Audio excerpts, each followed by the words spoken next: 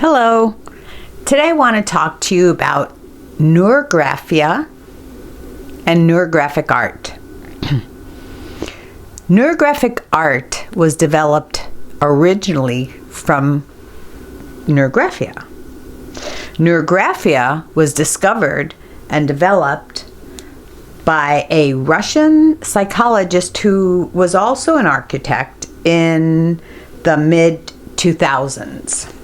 So it's been a while, it's been around for a while, and the Russian scientist was named Pavel Piscaves.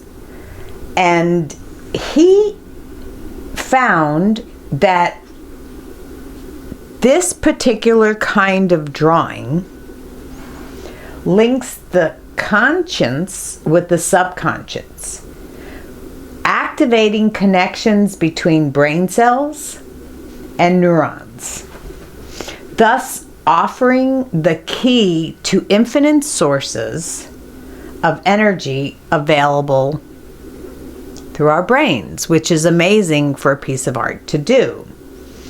But your conscience does not speak to you in words. It speaks to you in symbols. So this kind of makes sense to me.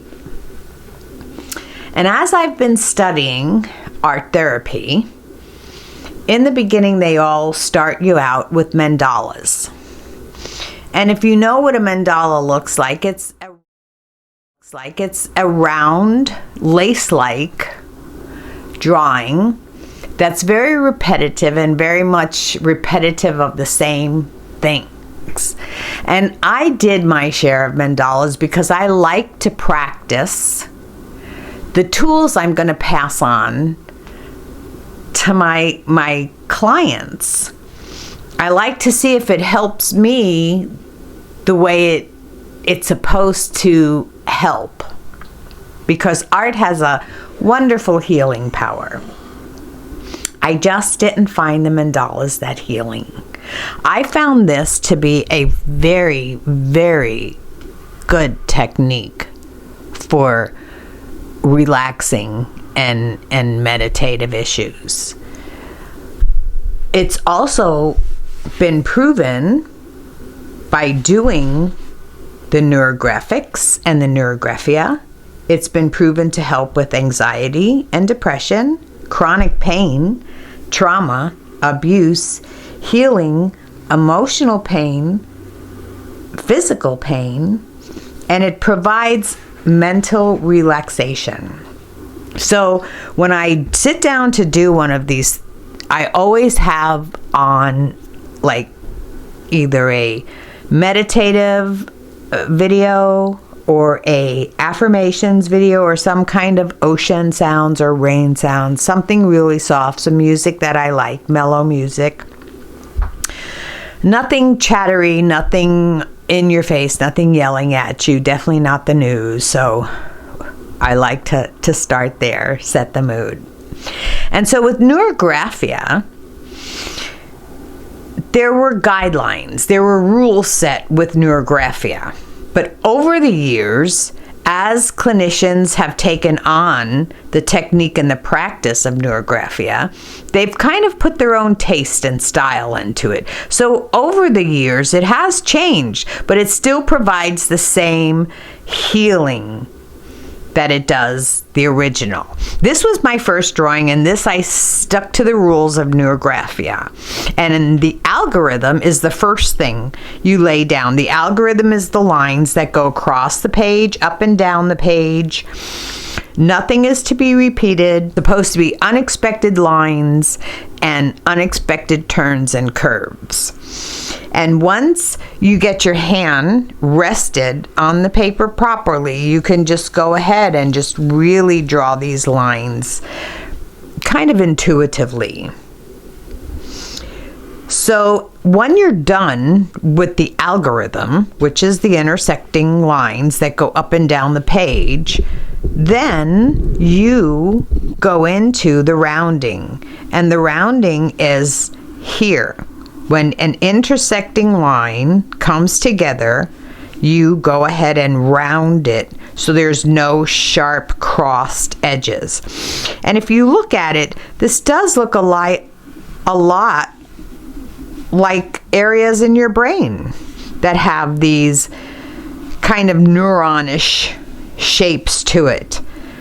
And this actually does, connecting these connects those broken in your brain, which I find totally amazing for artwork, for a technique that you use.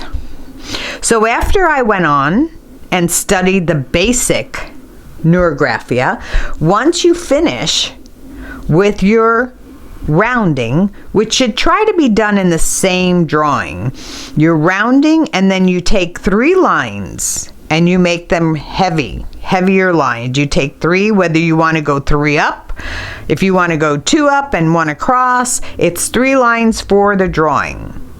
And you go ahead and you follow them from one end of the page to the other, just the way you do your algorithm lines.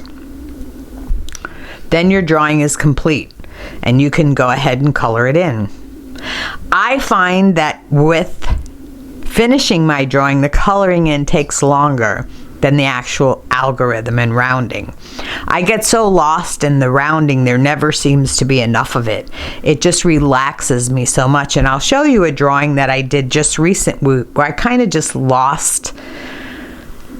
I lost myself into a meditative state, and it felt so pleasurable and so nice. So after studying the basics, I went on to do something a little bit more creative. Squares are for strength, and the circles represent self. And I like to play with color. Of course, like I said, color makes me smile. And you can play.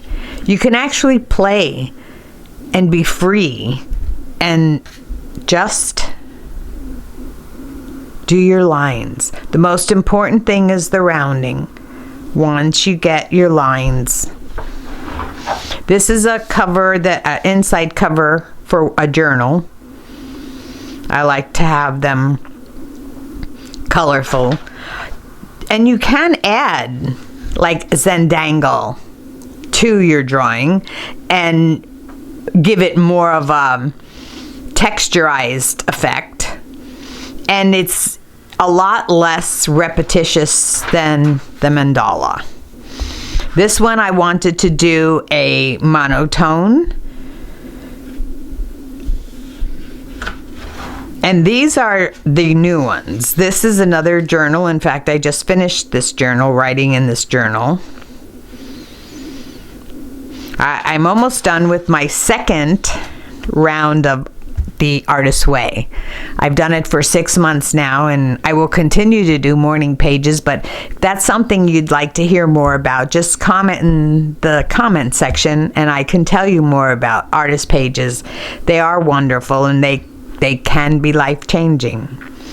So now here, as I've watched other clinicians change the style of the Neurographics, there's a style where you just do your algorithm, and then once you get done with the rounding, you will look at your drawing and you can say, what did I see? What do I see? And in this drawing, I saw palettes, like artist palettes. And so I did the artist palettes in different colors and I connected them all with like a swishy line there. But again, the most important thing is getting these cross lines, all rounding. And then your heavy lines that go through and connect it all. It seems like no matter where you put these heavy lines, they take your drawing and they just bring it all together. This one was particularly surprising because I started drawing it this way. And once I looked at it, and I'm not finding anything in it, and I decided to turn it around. And there was Mr. Bird And then the drawing took on a life of its own after that. I didn't really have to think much about how to finish it, except for the dark lines. I wanted to define the bird more with those. And that was so much fun to do after I found the bird. And then this one, I wanted to do something bright and sunny. And I wasn't sure if I wanted to texturize it or not, but then at the end I figured I would just texturize the little balls in it, floating around, bubble balls. Anyway, I wanted to share with you this wonderful technique that seems to take a new way for you to look at and combat many of our ailments that we have today. I wanted to go back to this one, and I wanted to zoom in on this section right here, because this is the section right here that I was doing. And as I was rounding before the color, as I was rounding in this section right here, and it kind of looks like a little star, which I'm really prone to stars. I like stars. I just kind of maybe lost myself in the universe. I felt meditative. I felt relaxed, almost out of body in this little section right here. And by the time I came back to the page, it was like, wow, that was really cool. I like that. I really like that. Because it's so hard to relax in this world today. And if you can find something that can help you, why not try it? Why not try it? So until next time, create something. You'll really feel better if you do. Please also like, subscribe, and share my videos. They really help my channel grow. And thank you so much for everyone who's been so supportive. Until next time.